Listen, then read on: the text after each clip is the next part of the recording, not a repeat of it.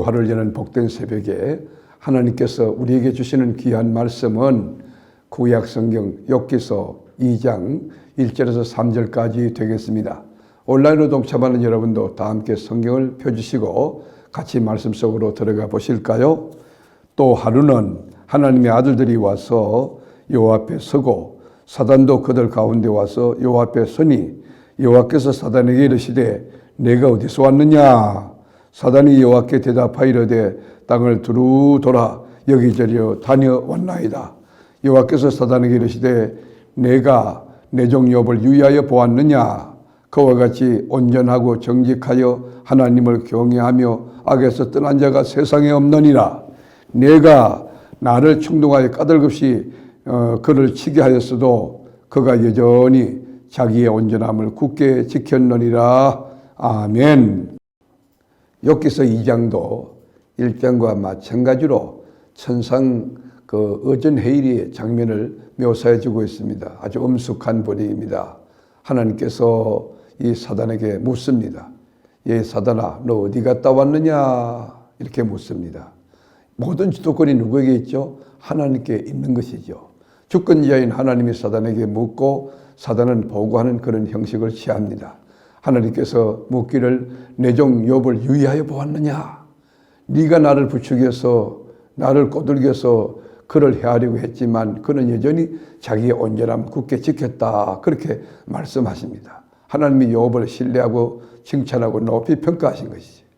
사단은 욥의 경건이 이기적인 육신적인 목적에서 온 것이라고 주장했지만 아무런 까닭 없이 오직 하나님은 신뢰하고 있는 욥을 하나님은 아주 자랑스럽게 생각해주고 있는 것입니다. 사단은 또 하나님께 말하기를 가죽은 가죽으로 바꿉니다. 사람은 자기의 목숨을 구하는 일이면 무엇이든지 내놓게 됩니다. 그러면서 이제 가죽을 벗긴다는 것은 죽인다는 거 아닙니까? 가죽 벗기면 살 사람이 어디 있습니까? 아무리 믿음이 귀하다고 하지만 아무리 신앙이 아주 온전하고 경건하다고 하지만 하나님이 욥의 생명을 치시면 그도 결국 양손 높이 들고 하나님을 저주하고 떠날 것이라는 겁니다. 그의 뼈와 살을 치고 자신의 생명에 위협을 가하면 하나님을 거부하고 하나님을 멀리하고 떠난다는 것입니다. 하나님께서 사단의 두 번째 제안도 받아주시면서 욥의 생명만은 손대면 안 된다. 딱 생명만은 하나님 붙들고 계셨어요. 욥은 처음에는 단순한 종기줄 알았는데 진짜 온몸에 이 악창이 막 퍼지는데 이 종기의 독이 온몸에 스며들고 퍼지기 시작합니다. 그래서 욥의 형체를 도저히 알아볼 수 없을 정도로 변형이 되어버렸어요. 이 사람이 정말 욥인가? 욥은 사람들의 배척을 받습니다. 그래서 도시의 그 쓰레기 처리장 같은데 거기서 이제 개와 함께 그 아픈 데를 끌어안고 살아갑니다. 가끔 지나가는 행인이 그에게 이렇게 지나가면 구걸을 합니다. 이런 욥의 모습을 봤던 친구들도 옛날에 욥이라고 그 상상조차 할 수 없는 그런 상황이었습니다. 그때 그의 아내가 욥에게 말하기를 당신이 이렇게 고통을 당하면서 이렇게 바닥을 쳤으면서 이렇게 망했으면서도 하나님을 섬기고 또 믿고 있는가? 욥의 아내 말을 가만히 들어보면 사탄의 말과 얼마나 유사하게 닮았는지 모든 거 다 잃었는데 모든 거 다 망했는데 그래도 신앙으로 하겠는가? 차라리 죽어라. 여러분 마치 사단의 대변자로 된 것처럼 그렇게 이야기합니다. 그 순간 사탄은 속으로 쾌재를 불렀을 것입니다. 사단은 결국 욥이 하나님을 저주하는 말을 하기를 간절히 원했어요. 여러분 많은 사람들이 또 목사님들이 욥의 아내를 악처로 난도질을 합니다. 사실 여러분 아내도 10명의 자녀를 잃은 그런 장본입니다. 정말 얼마나 상처가 컸겠어요. 여러분 자녀를 잃어본 경험이 있습니까? 저도 교회를 개척하기 전에 첫 딸을 먼저 잃었는데 그리고 저희 집사람이 이제 항복을 하고 개척하겠습니다. 그렇게 했는데 지금 40년이 가까운 지금도 저희 집사람이 딸을 생각하면 울기를 시작합니다. 그 딸에 대해서 너무 미안하다니. 저도 마찬가지예요. 저도 경험도 없었지 돈도 없었지 아이를 갖다 어떻게 병원에 입원을 시킬 그런 형편도 안 돼서 잃었던 건 사실이지만 제가 지금 생각하면 그거 왜 그랬을까? 너무 죄송스럽고 그 아이에게 너무 미안한 것이죠. 욥이 아내도 그렇다고 생각해요. 모든 재산 다 잃은 당사자 아닙니까?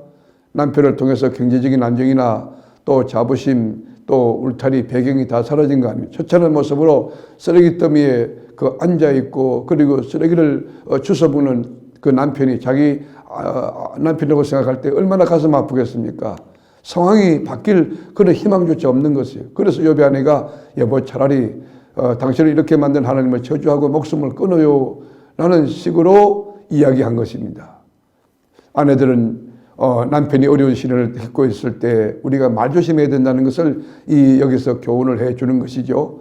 남편은 약해진 상태에서 객관성과 마음의 평정, 안정을 잃게 됩니다. 그리고 다른 사람 말 한마디에 죽기도 하고 살기도 하는 것 아니겠습니까? 지금 이 시간도 여러분의 남편들 어느 곳에 있습니까? 지금 외롭고 고독한 곳에 있습니까? 정말 절망과 좌절한 가운데 있습니까? 욕과 같이 비참한 상황이 있습니까? 여러분의 말 한마디가 남편을 살리기도 하고 이 길을 불어넣기도 하고 용기와 희망을 갖고 다시 일어나고 아싸! 그리고 승리할 수 있게 만드는 것입니다. 사랑하는 교우 여러분, 이 욥의 10절 그 마지막 이 이야기를 들어보세요. 이 모든 일에 욥이 입술로 범죄지 아니하니라. 욥은 아내를 욕하거나 야단치지도 않았습니다. 욥이 아내를 욕하거나 저지도 않았던 것은 아내도 똑같은 피해자라고 생각했기 때문입니다. 욥은 아내를 적으로 생각하지 않았어요. 여러분, 피해자로 생각했던 것입니다.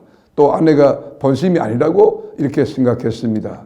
사랑하는 교우 여러분, 우리가 예수를 바로 믿는데 의롭게 사는데도 환난과 어려움과 시험이 올 수 있다는 사실을 기억하고, 여러분 우리 주변에 어려움을 당한 사람이 있을 때 죄 때문에 그렇다고 정지하거나 비난하거나 함부로 판단하지 않았으면 좋겠습니다.